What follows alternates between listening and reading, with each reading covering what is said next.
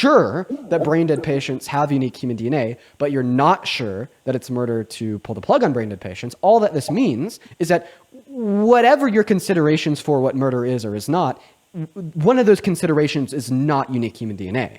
Right? Because if that was your only consideration was unique human DNA, then you would believe with conviction and confidence that yes, indeed, Dean, it is murder to kill a brain dead patient because you know with conviction and confidence that they have unique human DNA. Then yes, it would be murder. Then it would be murder. Then oh my God. Wait. Do you think that there's like a genocide going on in every developed country in the world then? Because we're systemically murdering hundreds of thousands of brain dead patients every year at the hand of medical health practitioners, organized, chartered, and in some cases paid for by the state? No, I'm going to be honest. I'm not familiar about the brain dead patients because I focus more on babies that are being murdered in the womb before they even have a chance to live than brain dead patients. Okay, well then your standard for why you think it's murder to kill a fetus is not because of its unique human DNA. Simple. So why is it murder? Because it's a human DNA. Okay, well no, it's not. Because you don't have that same confidence and conviction about a brain dead patient, even though they also have unique human DNA. Okay, well, if that's what you think, I mean, I know that's just a logical implication. If I knew more about, I would say that no, it wouldn't be murder. It would be wrong to pull the plug on anybody. Okay. Let me see if I can find this graphic. I'm doing the work. I'm doing the work for you. I'm doing all of the work for this guest because I want you to understand what a logical implication is. I want you to understand that when you say shit, it makes implications, and I'm going to try to get you to understand this with the use of this graphic. So this graphic is titled Moral Principles. In fact, this graphic was made by me months ago, but it just so happens to fit a use case of being used in this conversation perfectly. So let me scale it down here. So your moral principle is ending life. Okay, life can be defined as life with unique human DNA, is murder, right? Yes. Okay. Well, see, the thing here is the issue with what you've told us so far is that this all-encompassing principle that you'll see like by this upper bracket does lead to the conclusion that therefore abortion is murder because you're killing a life with unique human DNA. But it would also therefore imply that pulling the plug on a brain dead patient is murder because you're also ending a life with unique human DNA. Like, I guess the point that I'm trying to get across, and I don't really know how to get this point across in any other way, is that when you hold to a moral principle, that moral principle must be true in all applicable scenarios, right? Okay, yes. Looking at that chart, yes. Right. Both of them to me is murder. Right. So then you do think that we have a state-chartered, funded, and organized genocide in every developed country on Earth, because in every developed country on Earth, there's hundreds of thousands of brain-dead patients who do have their plug pulled on them every single year by medical health practitioners. Sure. Okay. Because that's not really my main focus, but sure. Right. So, okay, come on. So, do you think it's okay to use violence to stop genocide? Yes, yes. So you'd be okay. So you'd be okay with Americans all across this country violently revolting against American hospitals that are actively committing genocide of brain dead patients, killing the medical health practitioners, and overthrowing the leadership. No, because that's not. We have a lot of other things that we could be doing. For example, the war in Israel and Gaza. We could be focusing our energy on that, helping both. But you just said it's okay to use violence to overthrow genocide. So why is it not okay to use violence to overthrow the genocide of brain dead patients? There's genocide going all over the world. That's way more genocide than brain dead patients. Like there's so much we could be doing. Under your view, that can't possibly be true because there's like hundreds of thousands of like individuals that have the plug pulled on them every year in America on the global stage. This is millions of people every year. Okay, like obviously, like this has got to be like one of the worst genocides, like actively ongoing on the face of this planet. You're telling me millions of people are dying every year from being the pull plug? Yes. And how many people are dying from war right now? How many people are dying from war right now? Where? Anywhere that America could possibly help. You're telling me that America could go into these hospitals and do violence against these doctors. I guess the question I'm asking you is because you think that it's permissible to use violence to end genocide, and you think that hospitals do indeed genocide brain dead patients, would it be okay to use violence to stop hospitals from genociding brain dead patients? Well, no, because that's legal. Oh, okay, so then it's not genocide. Wait. The Holocaust was legal instead of Germany. We still overthrew them. You're right. Yeah. All right, the state of Russia sanctions their ethnic cleansing of Ukraine. They deem that as legal. So does the state of Israel and their ethnic cleansing of Palestine. Right. So I don't think that just saying, oh, it's because it's illegal, it's therefore okay. Like slavery was also legal in America, and we use violence to stop that. Right. So just because something's legal doesn't mean that we can't use violence to stop it if it's like sufficiently morally wrong. And I mean, you did indeed agree that you do think that all genocide is sufficiently morally wrong to use violence to stop. So either you don't think that it's genocide and murder to pull the plug on brain dead patients, or you don't think it's okay to use violence to stop genocide. I don't think that we should be using our violence towards that. We should be using our violence towards something else. So then you don't think that it's genocide. Just be honest, okay? Listen, if you say that it's not genocide to have like hundreds of thousands of brain dead patients having their plug pulled on them, like nobody's gonna look at you like you're crazy. Like we'll all actually listen. Let's just listen. Level with me here. Like we'll all look at you like you're less crazy. I was trying to talk more on abortion. I wasn't talking about brain dead patients. And I've said that before. I don't know much about it. My main thing is abortion, especially abortion, late-term abortion. But like you just can't deal with the logical implications of your position. But you try to give like the most crazy scenario, but like there's millions of babies that are aborted every single year. But it's like not even a crazy scenario. It is a direct outcome of your moral position. Once again, look at the graph on your screen. I am visually detailing the connection. I'm visually detailing how like your underlying logic here implies that abortion is murder, just as it implies that pulling the plug on brain dead patients are moral. Technically speaking, it is just as logically valid, logically sound, and conducive towards truth to say that if it's a crazy scenario to say that pulling the plug on brain dead patients is murder because of your stance, it is therefore also a crazy scenario to say that abortion is murder because of your stance. I don't think so, because why not? In both scenarios, you're killing a human life with its own unique human DNA. How could one be more crazy than the other? Because my focus isn't on pulling the plug. That's like the least of my worries, is because I'm more worried about the baby that hasn't had any chance to live yet and who's being murdered in the womb, who's being suffocated in the womb, and they deserve a right to live. Okay, why are you actually, I'm not even gonna lie. You just gave me a great fucking argument. Why are you more worried about fetuses than brain dead patients? Because under your view, you should be worried about them identically. No, you're right. Oh God, you just gave me like the best argument ever. I'm never going to forget this. I'm never going to drop this. And I'm never going to stop asking people this question. Why are you more worried about fetuses than you are about brain dead patients? Why do you not care about fetuses?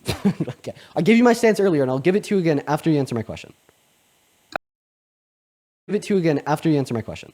Are worried about brain dead patients?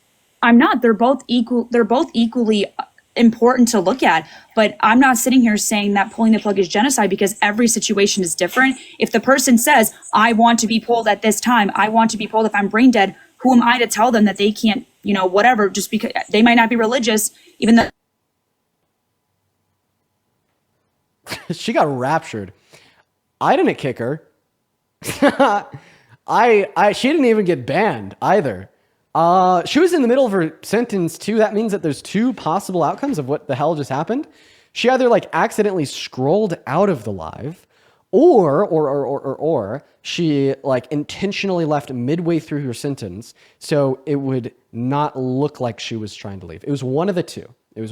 So let's go and get that next guest up here. I do once again really appreciate everyone so much for the love over on Venmo and PayPal. You guys have been so incredibly kind. Let's go and pick a couple people before we talk to this next guest. Amber, thank you so much for the $5 on PayPal. Brady with a 10, Hope with a 10, and Alexandria with a 10. Guys, show some love to Amber, Brady, Hope, and Alexandria. You guys are so incredibly kind. I'd also like to thank Ariel for the $10 on Venmo, Ryan with a 5, and Joanna with a 1. If you're watching and you're like, hey, this Dean guy's kind of cool, I really want to support him and what he does, you could find my Venmo and my PayPal in the link tree in my bio. I get 100% of all the proceeds over on those views, as well as I'll shout you out. You could attach a message, and I will read it off on live. I appreciate everyone else so much for the love. What is going on, Rope? Are you MAGA? I'm a minor. I didn't think I would get in. All right, see you later. We're going to move on to the next guest. Here we go, everybody. Let's go and get that next guest up in the box right now. Oh, this person's profile picture is of me. This person's profile picture is of me, everybody. Let's go Is of me. This person's profile picture is of me, everybody. Test? Is of me. Okay, well, they have like the craziest echo of all time. I really wish I could talk to them. Very unfortunate that I can't. Let's go and get that next guest up in here. Let me know if you're Mac down below in that chat. We will get you loaded up into the live. We'll have a conversation right the hell now. What is going on, Poppy? Oh, do you have anything else I can call you? What's your real name? Okay, well, no to worry, not to worry. They're not even here. Tori, what's up? Are you MAGA? Okay, well, Tori also just left. Okay, so the people in the queue are running scared. So listen here, guys. If you are MAGA and you'd like to come up here and debate me, let me know down below in that chat. Right now, we'll get you pulled up. I would love to have some debates with you guys, but you guys are running scared. Quite frankly, that's the truth. It's the truth. What's going on, Aqua? Are you MAGA? Cookie King Mugs, you kid! Cookie King Mugs! Bro, job. Get out of here. Get a job, please. No Trump supporters. Look at that. 11.4 thousand people in the TikTok live stream right now. Not one person that wants to come up here and debate me. How sad. What's going on, Anthony? Are you MAGA? Yeah, I am, Dean. Okay, what about you, Cads? I am not, but I do want to ask you, what's your opinion? I'm sorry, but I gotta kick you. Not only are you not MAGA, but you're also a child. Okay, take it away, man. Tell us why you're MAGA. Can you hear me? Yeah, I guess before you do, also, Isaiah, thank you for the $10 over on PayPal. I read your message there. I'll check your DMs. I appreciate you so much for the love, Isaiah. As well as Lion of God with the $10. Just for fun. Thank you for the love, Lion of God. Shout out to Isaiah and Lion. Okay, take it away. Why are you MAGA? Yeah, sure. So, I mean, analyzing the past candidates, past election, I think that Trump's agenda more aligns closely with my, I guess, general opinions and philosophy for the country. I tend to prefer his economic approach to Harris's economic approach when proposed prior to the election. Yeah, what about now? Also, just have more confidence. Yeah. What about now? Currently? Yeah. Yeah. So, I mean, I'll just be transparent. I'm a college student. I'm 21. I'm studying quant econ. And most of my professors are like pretty anti-tariff, right? Most of them adhere to a lot of classical economic principles. So it's certainly an interesting perspective to really talk about, how you can justify tariffs as someone who's more of kind of a free enterpriser. I got it. Yeah. Okay, here's my idea. You don't even Sure. need a degree in economics, which, by the way, is really cool. No, I just wanted to give some background. You're gonna definitely don't grow need a up degree. and you're gonna make a shit ton of money in your future. You're gonna be a very, very rich man if you're gonna go into quant, dude. Holy shit! Oh my god, people in quant econ make so much money. What is the average salary in your career? I mean, if you're going into quant trading, which I don't plan on doing, but it's something crazy starting like 25,000 a month or something.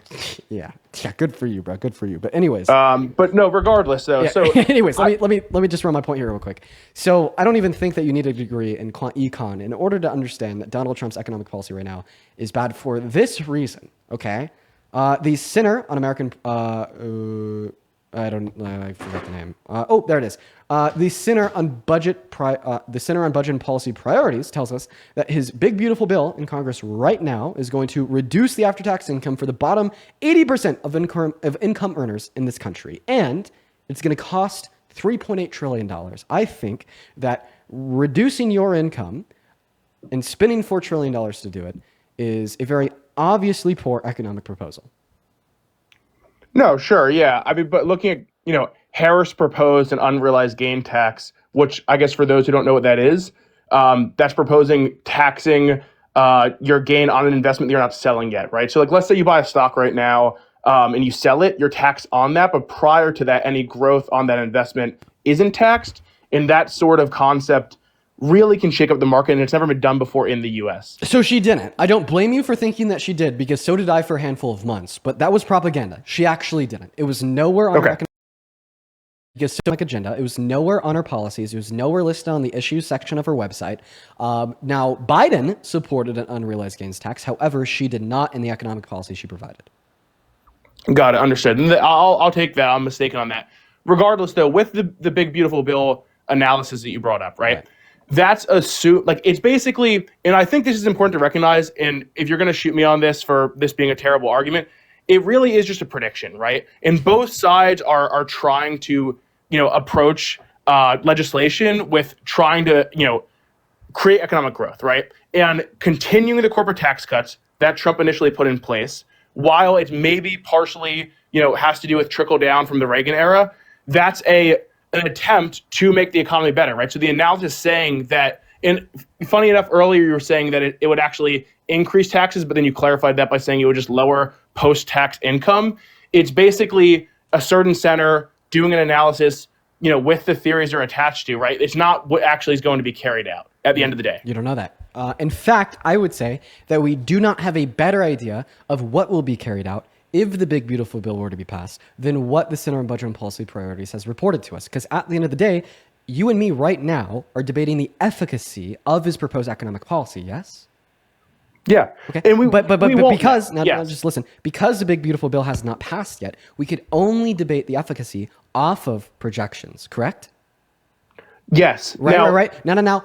If we are to have a debate about the projections of his economic policy, simply saying that, well, my argument is a projection of his economic policy is not a valid critique, because any argument that you could give about the efficacy of the projections of the economic policy will be a projection as well, right? So we could just merely debate what the most appropriate projections are, right? And I think that the projections that we see from the Center on Budget and Policy Priorities are going to be the most appropriate projections due to the fucking surplus of evidence and reason they provided for their projections. If you'd like to read their official report that indicates the conclusion that I gave you, please go to the Center on Budget and Policy Priorities website, and it will be the very top thing on their website. Now, I would like to also denote that it reducing the after-tax income for 80% of Americans is not the only bad part of the BBB. The fact that it's going to cost $4 trillion is another very bad part of the BBB. This is why Elon Musk, Donald Trump's right-hand man, the richest man in the world, has now left the Trump administration and called the Big Beautiful Bill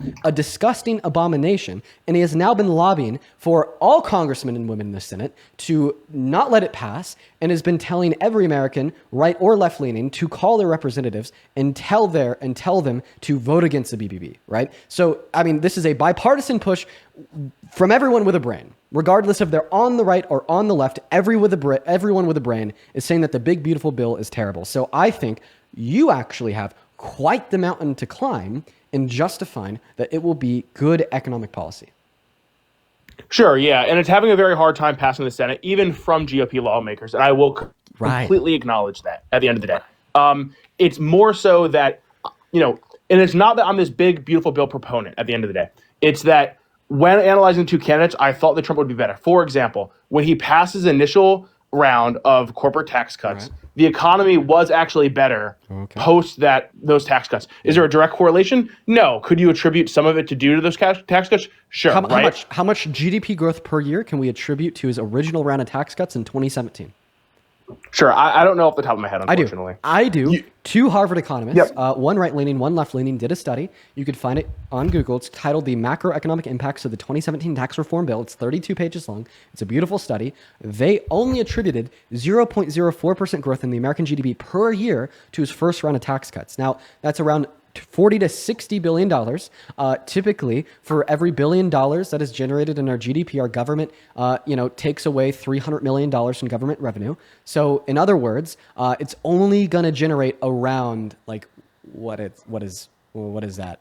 Like $25 billion per year in government revenue, but it cost almost $2 trillion to sign it into law in the first place. So it generated very marginal growth in the American GDP, and it had very marginal return insofar as additional government revenue. So I would actually argue that we cannot attribute vast economic expansion to his original round of tax cuts in 2017. No, I do understand that, yeah. I just have a question. Was the analysis done... Do you know what the term was in terms of how many years post the tax cuts? Was it like 5, 6, or was it 1 or 2? And the only reason I bring that up is, was COVID accounted for in that analysis? Yeah, so they accounted for COVID in the analysis, and the analysis.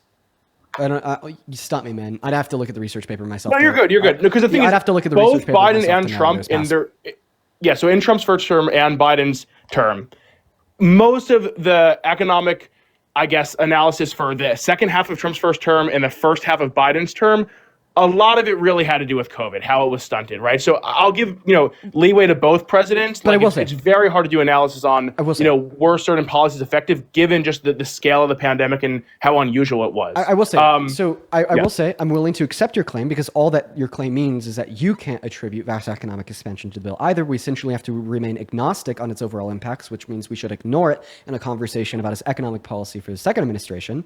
But I will say, though, one critique is that the purpose of the economic analysis done by those two Harvard professors was to isolate for all external impacts on the American economy, including things such as COVID. That's an external variable, and to just evaluate the reformation in our federal tax code as set forth by his first round of tax cuts to see what impact it would yield. is saying that it's really hard to do economic evaluations on the outcome of economic policy in the latter half of Donald Trump's first term and in the first half of Biden because of the pandemic, meaning that we'll just kind of ignore it, right? And if we ignore it, it means that you can't use it to generate a claim that somehow he's proven a demonstrable track record of good economic performance as generated by his policy. Yeah, no. I understand that and I appreciate that. So with that all said, from a theoretical approach, I happen to agree more with Trump's proposed economic plans because of their ability to allow for more free enterprise and free market forces to exist. And that's just at a theoretical approach, right? You're pro-free market. So am I. Now I think that... You're going to bring up the tariffs, aren't you? Obviously, but I mean, like, I think that it's probably important for us to first recognize that, okay, I would say further restricting the after-tax income of 80% of the consumers in the market is definitely a huge fucking restriction on the market, right? Well, that's the thing, though. It's assuming that there's going to be less income generated, right? It's not a restriction. Yeah, it's a restriction of the market by reducing the after-tax income of these people. Okay, I'm not trying to nitpick here, but it's not a restriction if you're cutting taxes. Taxes inherently are a restriction. So the claim is that it's increasing taxes. The big beautiful bill? No. It's cutting taxes or continuing to keep taxes at the lower rate rather than them increasing. Yeah. But the claim that the Center on Budget and Policy Priorities makes is that it's effectively increasing taxes to reduce the after-tax. I know, but the thing with that is, and it's the same thing as Harris saying there would be a sales tax through tariffs. Right? And I hate to use this word, but it really is just semantics. There might be less money in your pocket, but it's not from the form of a tax. Okay, right? Are you arguing that so I understand what you're saying. You're basically saying maybe the evaluation of the big beautiful bill, delineated that they'd have lower after-tax income, maybe because of their cuts to Social Security, Medicaid, and Medicare, or other unrelated things to the literal federal tax code that would aid and abet in a reduction of their after-tax income. Well, I would agree that if you are right, it will have the same impact in reality. It will effectively do the same thing, meaning that it would effectively further restrict the market. But I think it's also possible that what the Center on Budget and Policy Priorities is arguing is that they are literally increasing the taxes given the federal tax code for 80% of income earners. But I'm okay to just theoretically concede to your claim because then it's just effectively further restricting the market of consumers by reducing their after-tax income. But I mean, generally, I bet that we could agree that it's immoral to do a redistribution of wealth from the poor to the rich. You said immoral? Yeah. But is that what you think's going on? Yeah. Because the thing is this, right? So we have it's not erasing the progressive tax system we have in the States currently, right? If anything, it's impacting it negatively. Man, if we were to increase the taxes on the bottom 20% of income earners by 10%, and then we reduce the effective tax rate of top 1% earners by 10%, okay, we would still have a progressive tax code because top 1% earners would still technically be paying more proportionally, okay? But that doesn't mean that it's not a negative impact, right? No, I understand that. But my question for you is this. It has to do with corporations and how they're being taxed, not actually individuals' income tax, right? So I mean, clarify that you don't care that there's a massive redistribution of wealth that's going to be onset by the BBP if it passes to redistribute wealth from the poor to the rich? No. So that's not what I'm saying. What I'm trying to get at is... What are your thoughts on that? Right? I guess, what are your thoughts on the fact that it's going to redistribute wealth from the poor to the rich? Well, if that's what you're taking away from the analysis, then I would say that's inherently problematic. That's not what I take away from it. And the reason I say that... Do you have an analysis from something other than the Center on Budget and Policy So that indicates this is what I'll say, right? Wrong? Is the proposed tax cuts in the big beautiful bill cutting taxes directly on the income earned by the top 1% of individual income earners? Wait, I just want you to answer my question because you said that you disagree with the analysis. Does this mean that you have a differing analysis? No, I do not. Okay, so then why would you disagree with it? No. This is the thing. And I'm not trying to make you answer my question first because you don't have to. But what I really think is the important distinction is it's not about individual taxes, right, from a federal level, right? If you make over, what is it, $400 or it's $500,000 a year. I just want to clear this up. I'm afraid that we're getting into a very messy debate. Once again, okay. I want to be clear on the question that I'm asking you. The Sure. Center on Budget and Policy Priorities indicates that the overall impact of all 3,000 pages of the big beautiful bill is as follows. It will increase the after-tax income for members of the top 1% by $25,000 per year.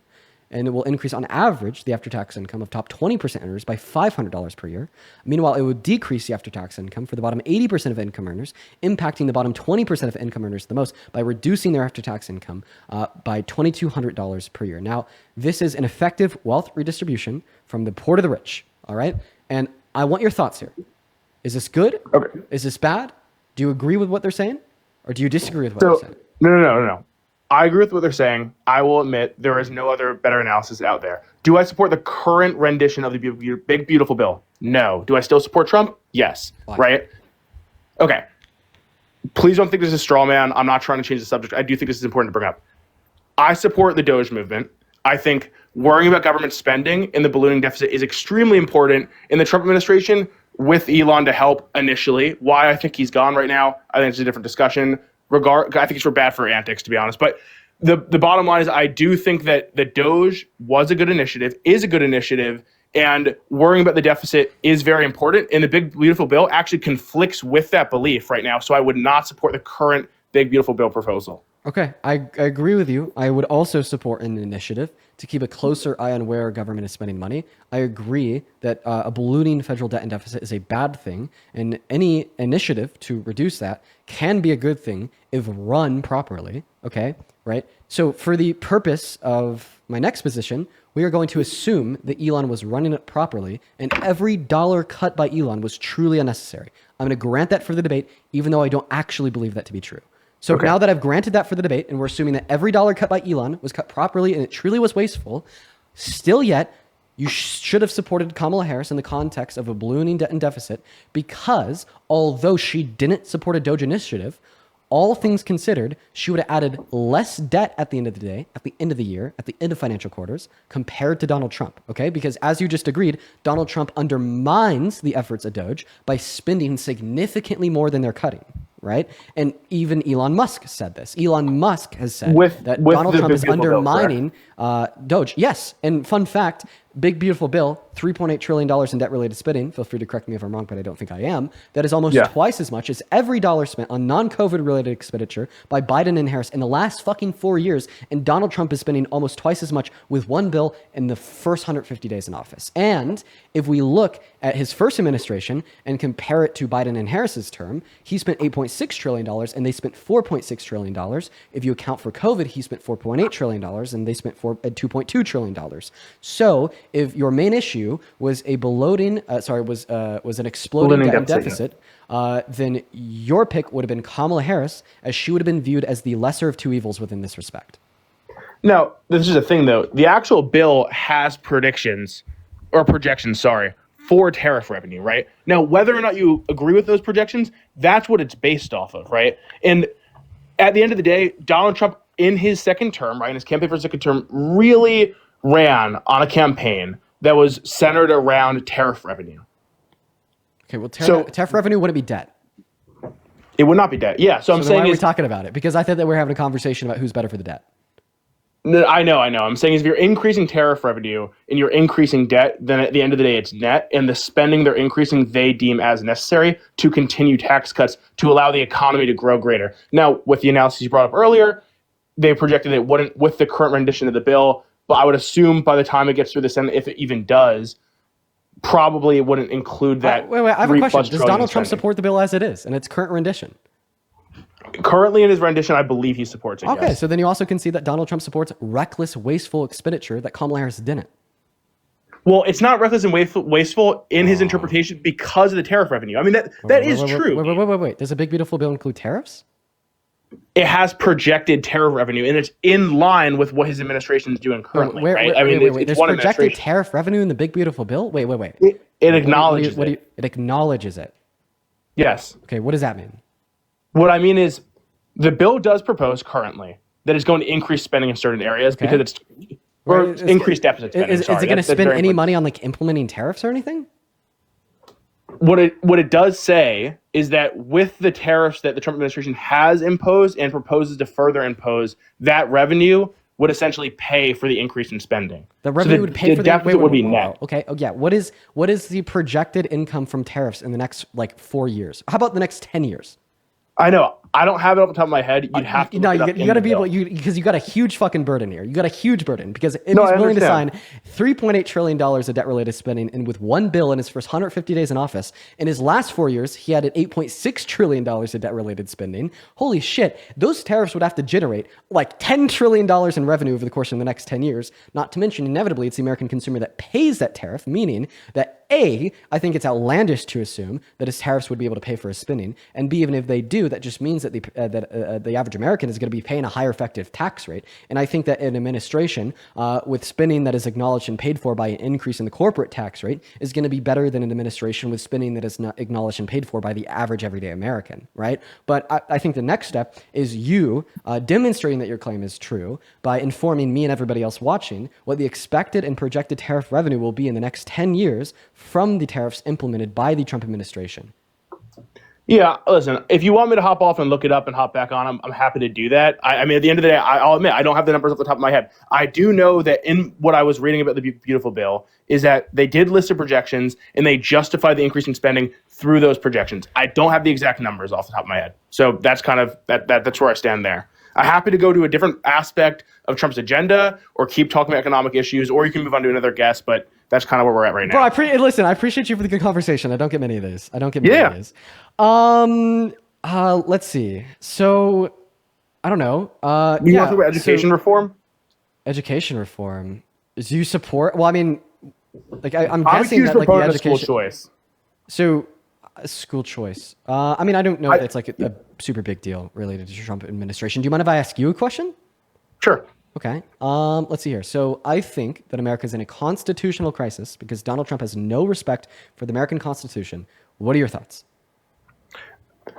I mean, I think it's a media scare tactic at the end of the day to talk about our democracy being basically under attack in this constitutional crisis concept. I mean, can you give me some examples of why you would think that we're in an, in quotes, constitutional crisis? For sure. Do you mind if I go back to 2020 for my first example? Sure. Okay, so in 2020, he tried to silence the voice and the vote of every American citizen when he tried to steal the election from Biden. He tried to steal the election by sending fake slates of electorates to 7 states that Biden won, and he sent them with fake ballots of ascertainment from those states stating that he won, and then he directed them to send those fake votes back to Congress, and then he pressured Mike Pence to certify them as real. What this means is that if Mike Pence listened to Donald Trump's command, Donald Trump would have been president for the last 4 years, as he would have been officially inaugurated and appointed by Congress due to those fake votes. Okay, that would have absolutely undermined our civil and electoral processes and been in violation of the Constitution and been the largest attack on our democracy since the Civil War. Do you want to start there and respond to that, or would you like me to continue to name off times Donald Trump has violated the Constitution and set forth an unprecedented precedent of a threat and attack on our Constitution? Yeah, I mean, I can address that. So listen, at the end of the day, I guess the reason why I came on this call and to talk about why I support Trump is when it comes to who I thought was better for this election. I'm not trying to dismiss your claim there. I think it was a very messy time, especially in terms of being a Trump supporter post the 2020 election. I think the administration, I guess if they're just focusing on doing due diligence and making sure that, you know, the election was sound, that's one thing. I mean, to the extent it was probably brought, and, you know, I wouldn't even support his claims on, you know, Mike Pence and telling him to overturn it. January 6th was definitely a very embarrassing time. As someone who identifies as a conservative, I did not support what went on during that time. But I guess if you'd be willing to talk more about, I guess I'd be interested to hear your opinion on what the constitutional crisis is during his current administration, whether that has to do with maybe like visa termination or deporting of migrants. I mean, I'd be interested to hear on that. Okay. Well, I guess before we move on from 2020, like with all due respect, I did ask you if I could bring up 2020 and you said yes. Okay, Yeah. So that's the reason why I brought it up. So, I mean, I just like kind of described to you how, like, yeah, he did totally launch the largest internal attack on the American democracy since the Civil War. And you seem to not really give it much pushback. You just said that you want to talk about other things because But I don't understand why we're in a constitutional crisis because of something he did in 2020 when he didn't get elected. Well, sure, because we've seen him continue to do similar things to what he did in 2020 in disrespect of the Constitution since. But I would like to clarify here. My question is, you said that, you know, it's just kind of a media scare tactic. Well, like when like this happened in 2020 and like all the medias were like all the left-leaning medias reported that we're in this constitutional crisis. He's been undermining our democracy. This is absolutely abysmal and terrible. Can we agree that that was not a media scare tactic? And if what I'm saying is true, it was just a resemblance of fact. Yep. fucking perfect. Okay, so now you've got your foot in the door into acknowledging and understanding why I think that he's onset a constitutional crisis. The first step is him launching the largest internal attack on American democracy since the Civil War. Well, the next step is his explicit call for the termination of the Constitution in December of 2022, once he failed in that initial attack on our civil and electoral processes, baby rage, and just said the Constitution should be thrown out the window. Well, listen, at the end of the day, I'm not going to sit here and be able to defend this sort of thing. Trump has all sorts of shit tweets or shit X posts all the time. I don't think that changes my opinion on why I thought he was a better candidate. Does it change your opinion on how you think it's just like this media nonsense that people are saying he's put America into a constitutional crisis? Well, regardless, let's say. Wait, not right? regardless. I want you to directly answer that question. Not regardless of that question. What is the response to that question? I still think, and this could, be on both sides with conservative criticism of Biden. The media is going to say things, and this is even the right-wing media, that's going to get attention, going to get views, and going to be a scare tactic, right? The left-wing media really liked to hate on Elon Musk when the time he was working in Doge, right? That's honestly, in my interpretation, why the Trump administration pushed him out, because he kind of became the boogeyman of the Trump administration. I'm sorry. But at the end of the day, it's just really just a media tactic, and it's not really changing my opinion on why. But I'm denying that. So it would only be this baseless media tactic to accuse Donald Trump of pushing America into a constitutional crisis if he wasn't pushing America into a constitutional crisis. And I'm giving you good reason to believe he was. You conceded on the largest internal attack on the democracy when he tried to steal the election from Biden. That was one step in the door. I'm asking you to take the second step. So when left-leaning media said that he was ushering America into a constitutional crisis, when he explicitly called for the termination of the Constitution in December of 2022, was that false reporting, or was that just another resemblant of fact if what I'm saying is true? No, I never said it was false reporting. When I say a scare tactic, I don't think it's false reporting. I think it's manipulated reporting or targeted reporting. So then how is it manipulative for America to say that Donald Trump is sending us into a constitutional crisis when he's actually sending us into a constitutional crisis? I thought that manipulation would inherently imply some omission of truth, omission of fact, explicit lie. But when they're just calling the shots as they are, he's sending us into a constitutional crisis because he tried to rig the election. When he failed, he called for the explicit termination of the Constitution. I'd say that this is no longer manipulation. This is not lying. This is not hiding the truth. This is just simply reporting the truth. Well, I'll tell you this. I guess in the context of 2020, Trump thought the election was stolen from him, right? Now, you could say that he made that up, but if he genuinely thought that and he was trying to make sure that the votes were counted properly and whatnot, that's really what was, I guess, promoting most of those lawsuits and most of those I don't think it matters that he thought he was justified. Think about it this way. Because you could say that the Biden administration listen, putting us into a constitutional crisis. Listen, okay, I don't think that's the case, but we'll get there. So you're basically saying that he wasn't ushering in an issue because he thought he was justified. I reject that. So imagine that I'm just fucking insane. I am just not in alignment with reality. I'm a delusional old man, and I think that every other American is out to kill me. Okay? So does this mean that if I therefore turn around and try to kill every other American, that I haven't onset a humanitarian crisis since I think I'm justified? No. Right. So then even if I accept that Donald Trump thought he was justified in trying to throw the Constitution out the window and steal and rig the election from Biden, it doesn't fucking matter because he was wrong. But did he try, or did he tweet that he was frustrated and then made an offhand comment about it? What I'm trying to get at is he literally sent the fake slates of electors to the 7 key swing states that Biden won. He literally sent those fake slates. So that wasn't throwing out the Constitution. That's a different tweet, right? So that wasn't a tweet. That was an actual action to completely ignore the voice and the vote of the people. And if these actions had led to Mike Pence inevitably accepting the fake votes, which Mike Pence denied to do, then he would have been president for the last 4 years against the voice and the vote of the people. That is an active intention, an attempt to rig and steal a presidential election. Okay, it wasn't just a tweet, it was an action. So from that action 4 years ago, you still think we're in a constitutional crisis now? Yeah. And because the same motivations that led him to trying to steal the election in 2020 was just the fact that he's willing to try to do whatever it takes to garner as much power, support, and control as possible. That's why he then later tweeted out in December of 2022 that he wants to throw the Constitution out the window. And that's why now, under this term, he's violated the constitutional rights and human rights of people like Abrigo Garcia when he illegally deported him to Seagot, violated the constitutional rights of 2 plane loads of Venezuelan immigrants. He left.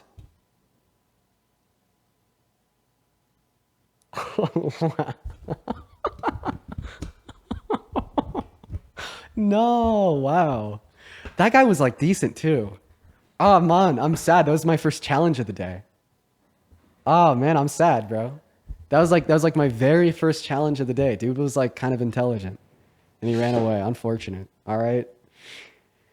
I better not see any more people on the internet talking about how Dean doesn't debate smart people. And when Dean does debate smart people, he loses or he runs away. Okay? All right, we need to be honest with ourselves. That guy was decently intelligent. All right? The guy was decently smart. And he ended up running away. Listen, that guy's still listening. Seek truth. Okay? You're obviously an intelligent fella. And I hope you realize that you had a very difficult time defending your points there, not because you're unintelligent or dumb, but because your points are ultimately indefensible. Right? Seek truth, be progressive. Nice conversation. I appreciate you for your time. What's up, Dylan? Do you support Trump? Okay, Dylan's not here, so we're going to move on to the next guest. Everyone just give us a minute. Let's go to get that next guest up at the box. If you are in that queue, make sure that means you're MAGA. We're going to get that next guest loaded in right now. What's going on, Discovering? You said in the last chat that I removed that guest. So I guess I'm going to assume that this also means that like you're like a crazy MAGA conspiracist, right? Discovering? It's not here. Brady, go ahead and unmute that mic, man. Let's have a conversation. I got to catch up on the donos. Sid, thank you so much for the $100 super chat over on YouTube. Sid says, hi, guys. Hope everybody's having an okay week. My MAGA dad's said his first ever negative thing about Trump today. Let's go. Dude, the tides are turning, Sid. Progressivism is winning. LFG. W, Sid, for the $100 super chat, as well as Dust. Thank you for the $50 super chat over on YouTube. Saying, can you drop the chart you use so I can knock some sense into some nincompoops I call my friends? Go to Google. Type investment into American manufacturing, FRED. It will be the first link that pops up. Thank you for the $50, Dust, as well as Tress Des with the $25, October's with a 10, and Chris with a 10. I appreciate you guys so much for the love. What's going on, Brady? You MAGA? Yes, sir. Great. Before we hop into a conversation, also got to thank, oh my God, Joe with $100 on Venmo. Let's get 1,000 Joe W's. Joe says, you're the best master debater I've ever seen. Yo, let's fucking go, Joe. The best master debater. Put that on a shirt. Put that in my bio. LFG. Appreciate you for the love. Hell yeah. As well as thank you, Michael, for the $25 on Venmo. Michael says, happy Pride to the LGBTQ plus community. Shout out to our trans members. Without them, there would be no Pride. Fuck Donald Trump. Keep debating, educating, and correcting misinformation. Indeed. Happy fucking Pride, Michael, and thank you for the $25 donation. And same thing to Steven, saying he was a really good convo man with the $20 on Venmo. Yeah, no, man, that's probably the best conversation I've had on live in a couple weeks or even like a couple months, not gonna lie.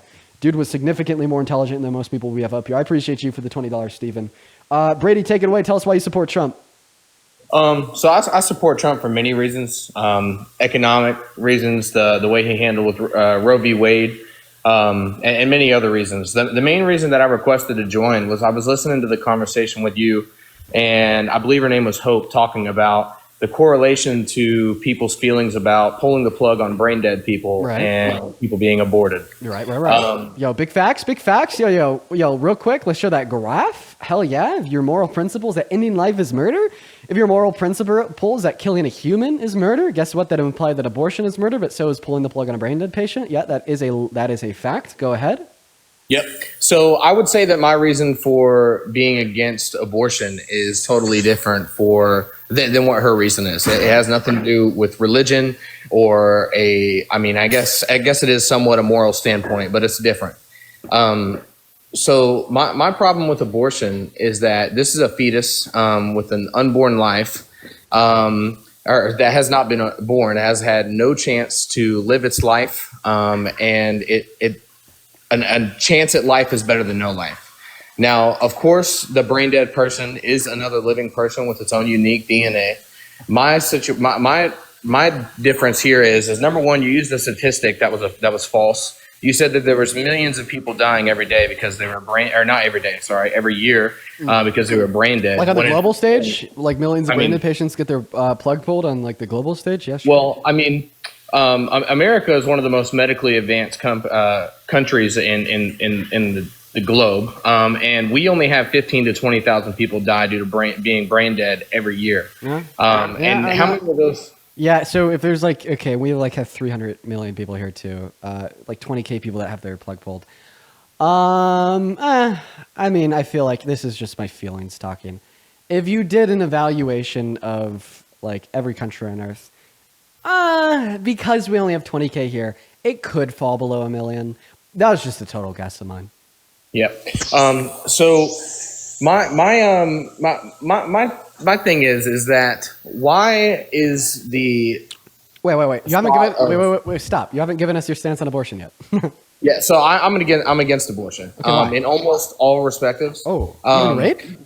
I said almost all, not in the case of rape, and not in case of the life of the mother. Okay.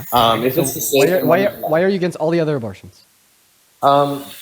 mainly because I feel like a chance at life is better than no life. No matter what the person's possible upbringing is going to be, what the financial situation of the parents are going to be, I think that this person should have an opportunity to live and grow just like everyone. Wait. Are you against the use of Plan B, IUDs, birth control, and condoms, and even like other methods such as pull-out because the chance at life is better than no life?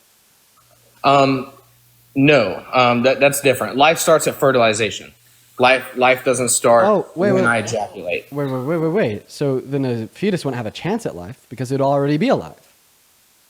Absolutely, I do agree. Why are we stopping that life of that fetus within weeks of it beginning? Why don't we give it? Yeah, for sure. So you just asked the question basically of why do women get abortions? Well, I mean, there's plenty of reasons that women can possess to get an abortion, but at the end of the day, I don't think that a woman needs a reason to get an abortion. That's like saying that I need a reason to paint a rock or climb a tree, right? Okay, so would you need a reason to pull the plug on a brain dead patient, or should you just be able to do it? I don't really think that the family needs a reason. They can just kind of do it. Okay, and do you feel like that is okay? Yeah, I don't give a shit. So what if it's an 8-year-old kid? They've been pronounced brain dead. Right. It's been 1 day, and there's in some cases, brain dead doesn't mean it's going to last forever and ever and ever. Yes, it does. It does not. Yeah, the definition of brain death is the irreversible cessation of all cognitive function. Then I am mistaken. My problem is that why do you feel like it is okay for a mother to just decide, I don't want to have this child, I'm going to end its life? Yeah, for sure. Because there's not a trait or a group of traits. There's not anything about a fetus that I could identify as being morally valuable. Mm-hmm. So that's why I think it's okay. Can you identify what it is about the fetus that should make it morally valuable? That it is a life. Are you vegan? How does that correlate to a human? How do you eat beef? Yeah, I do. Okay, so Well, I'll tell you how that correlates because you said how does the steak on my plate correlate to a child who's going to be born in less than 9 months and live its own life and possibly go on years and years? Great question with a great answer. I asked you to identify the trait of the fetus that's morally valuable, and you said it's because the fetus is alive. Okay, so if the trait of the fetus in which you think is morally valuable is just the fact that it's alive, okay, so are cows, chickens, and pigs. So obviously that's not the trait. So what is it? I believe that as humans, the apex predator, our lives are more valuable than any other being on the planet, including dogs, cats, whatever you want to throw in there, cows, chickens. And the reason is because we are more capable than any other animal on the planet. Have you ever seen a... I'm not going to debate you on veganism, but if you were debating a vegan right now, they would critique your argument by saying, well, if Kryptonians were real and Kryptonians came to Earth, would it be okay for Kryptonians to kill and eat humans since they would be the apex predator, most capable species alive? I can't tell you why they wouldn't. Just like we do to any other animal. Bruh, so if like Superman was real and just like killed your children and kidnapped your wife, that'd be fine because he's the apex predator? He's also a human. No, he's not. If you want to say accurate with the lore, he's not human, he's Kryptonian. All right. Well, But like, listen, I'm not going to debate. Okay, yeah, I just absolutely gagged you in your argument against veganism. But I'm not a vegan. I'm not going to play devil's advocate. Let's stay on topic with abortion. Okay. So where do you draw the line with abortion? Do you think any abortion is okay, just like it's been done in the past? Yeah, honestly, I think it's okay to abort your kids up to 5 years old. I know that that's real, or at least I hope it is. 20 weeks, 20 weeks. But I'm sorry, man. Although I'll answer your question, I'll tell you that I draw my line at 20 weeks. You must have done it unintentionally. You sound like a nice guy. We're having a good faith convo here, so you probably did it unintentionally. But I did ask you a question earlier that you've dodged. The question was, what trait of the fetus is morally valuable? I didn't dodge it. I answered it, and then you interrupted. I mean, you said life, right? Obviously, that was. And then I answered it again. Okay. What was your answer the second time around? So I believe that humans are more valuable than any other creature on the planet, and that is because. And then you brought it up that it was veganism, right? Oh, but then your problem. Wait. So you just okay. What? So basically, what you're saying is that the morally valuable trait of the fetus is the fact that it's a human life, right? Yes. Okay. So why is human? I'll bring the graphic up. Okay. So yeah, I mean, let me ask you this question: does that make it murder to kill the fetus because it's an innocent human life? I did not state that. Okay. I don't think that it is murder. I think that it's incorrect to stop the life of the fetus. I didn't say that it's murder or categorized as murder. Okay. I said that I feel it. So why is it murder to kill me but not murder to kill a fetus, given that we're both innocent human lives? I really don't have an explanation for that. Okay. That sounds like an issue in your view, right? Because listen. So you're saying that it's murder to kill me, but not murder to kill fetus, and you can't offer any explanatory power to the view. Okay, you just simply feel that way, and then you're going to use those feelings to guide your views, and you're going to use those views to guide the legislation we should have. What's the difference between you doing this and like a random pro-choicer saying it's wrong to kill me, but it's not wrong to kill a fetus? They don't really have any reason, but they use those reasons to guide their feelings, and they use those feelings to guide their views, and they use those views to guide their legislation. I don't think that there is much of a difference. I do believe that it is a fallacy in my argument. I think that I would like to collect myself and try to put together a better argument and come back another day and talk to you about it. Brady, 10 out of 10, my man. I hope you have the best day ever, because guess what? 2.5 years ago, I was debating a pro-lifer, and they were able to demonstrate why my argument was shit. And guess what? I said the same thing to them that you're saying to me right now. And I genuinely turned around and I genuinely tried to address that fallacy in my argument. Brady, I couldn't do it. That's why I'm pro-choice. But dude, I hope you have a great rest of your day. Perfect response. You could not have given a better response, man. Seriously, have a great rest of your day. Alrighty. Oh, dude. Oh, perfect. Beautiful. Beautiful. Very great. Very great. I mean, just unreal. Unreal. Gotta love it. Somebody in the chat said team lost. Oh my God, who's paying the bots? Okay, moving on to the next guest. Let's gonna get them up here. What a beautiful day. You know, like that one picture of like the dog, and it's just kind of like sitting there with like a little smile on its face with its eyes closed. It's me right now. What's up, Veznan? You MAGA? Okay, they're not even here. We're going to move on to the next guest, guys. Everyone just kind of give us a minute to get that next guest pulled up. Let us know if you're MAGA and you want to come up and debate down below in that chat. Hello. Hey, you said in the chat that you wanted to debate. How old are you? I was born in 2005. You have a lot of background noise. Can you get away from it? Is that possible? Oh, I'm so sorry. Yes. No worries. While you're getting away from that background noise, I'm going to put you on mute just so like my viewers don't have to hear that. And I'm going to thank a couple donors. So give me a 1 second here. Let's see. Sophia, thank you so much for the $10 on PayPal 40 minutes ago. I'm sorry. I'm just getting around to it now. Sophia says, I love you. Sent you yesterday from Europe as well. Please say hi, Sophia and Theo. Sophia and Theo, I really hope you guys are still watching. What's going on? As well as Alicia, thank you so much for the $10 on PayPal, saying that you love that I could talk to people with like barely working brain cells. Take care of yourself. Man, that's been a skill. That's been a skill that I've had to develop and hone in over time. It is very, very difficult. As well as, let's see here. Heather, thank you for the $10 over on Venmo. Thank you so much for the love. Kita with the 10, that is KITA, saying only person that could save us from Trump is Superman, and Lol, you're the best. Thank you for the love, Kita. You're awesome. As well as Morgan with a $5 on Venmo, saying bring back the mullet. I technically did bring it back. My hair's just not styled today. And oh my God, Jennifer with the $150 donation on Venmo. Jeez, Jennifer. Jennifer says, how's it going, Dean? Watching on YouTube and just want to let you know that how much yours and Parker's streams have helped me find my voice in political conversations. I've struggled for years, but not anymore. Thank you both so much. You're doing an incredible service. Keep kicking ass. Jennifer, you're a legend. Oh my gosh. $150. Dude, that is so much goddamn money. I do not deserve a penny of it. Holy cow. Thank you for the love, Jennifer. Everybody, please, please, please, please, please show some love to Jennifer down below in that chat. Literally write the flip now. Let's get at least 10 minutes of W Jennifers. Thank you so much for your kindness and generosity. And FS Millie girl. W Jennifer. How old did you say you were? I was born in 2005. How old does that make you? You don't know how to subtract. No, I do. I just want to make sure that you do. So how old does it make you? 19. Okay, what month were you born in? April. April. I don't know my months. I'm not even gonna lie. Is April passed? Yeah, it did. You'd actually be 20. Don't lie. Moving on. We're gonna go to get that next guest up in the box. Everyone, just give us a minute. We got Kennedy loading up into the stream right now, guys. Okay, seriously, if you want to know like one thing that I really struggle with, it's identifying the months. I couldn't tell you. And like if someone were to say, oh, has like the month of like April passed, for instance, like I don't know. I have to look at it. I have to look at a calendar. If it's not like October, September, November, December, January, or February, like I just don't know. I just don't know. Kennedy, what's up? How old are you?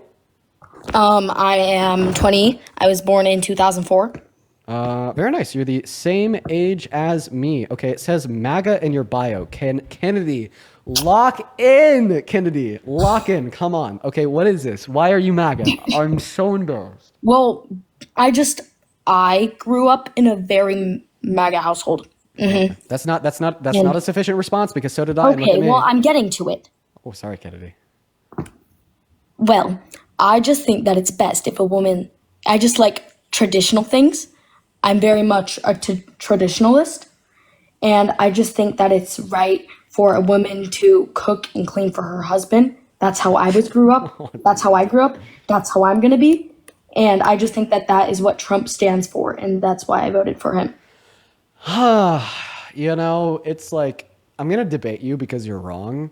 But honestly, if you went on to go and tell another group of like 13,000 people that Trump stands for forcing women to cook and clean, I wouldn't be mad. You should run on that messaging in the midterms. You guys will win every election in the future. I could guarantee it.